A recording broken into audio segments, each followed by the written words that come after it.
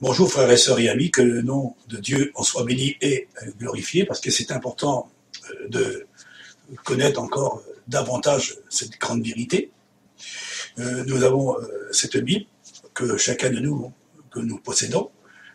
Il faut l'examiner, surtout il faut faire attention de ne pas tordre les Écritures ou déformer les Écritures, parce que la Bible est importante, parce que il y a beaucoup aujourd'hui des livres ont été écrits, plusieurs Bibles, malheureusement, et c'est pour cela que on médite plusieurs livres, plusieurs Bibles, on essaie d'examiner tous ces Bibles pour essayer de vous apporter le maximum de vérité. Parce que la vérité, elle n'est pas toujours bonne à dire, parce que les gens, croyant connaître la vérité, parce qu'ils ont étudié quelques petits versets ou quelques titres ou quelques études soi-disant que ça vient de Dieu, sur Internet, parce que Internet c'est bien, mais ce n'est pas le livre de Dieu, Internet.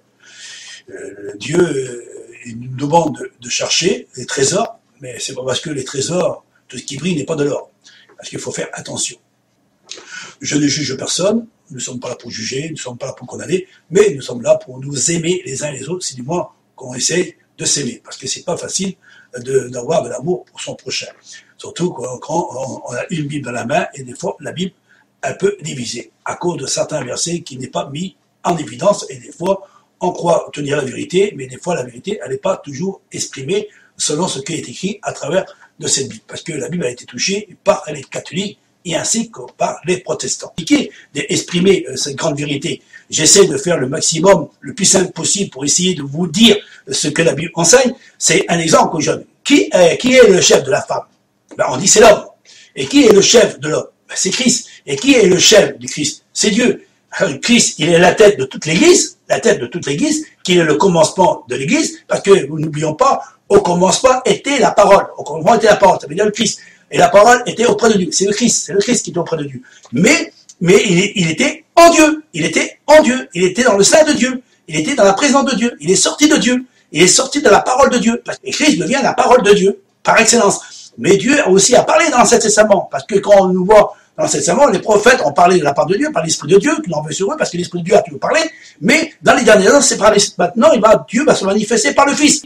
Qui est la lumière inaccessible? C'est Dieu. Dieu est la lumière inaccessible. Dieu a fait sortir de cette lumière, de cette lumière inaccessible, il a sorti la lumière. La lumière qui est le commencement de la lumière. La lumière de Dieu, ça veut dire que la lumière inaccessible, on ne peut pas l'atteindre. Mais grâce à celui qui est sorti de Dieu, il peut nous faire rentrer dans la maison de Dieu. C'est pour cela que la Bible, qu'on ne peut pas rentrer dans la lumière inaccessible si c'est celui qui est sorti. Et celui qui est sorti de cette lumière inaccessible, voilà ce que la Bible nous enseigne à travers de ce petit message. Je vais vous donner encore d'autres choses pour enfin que le nom de Dieu en soit béni et glorifié. Je vous donnerai la suite.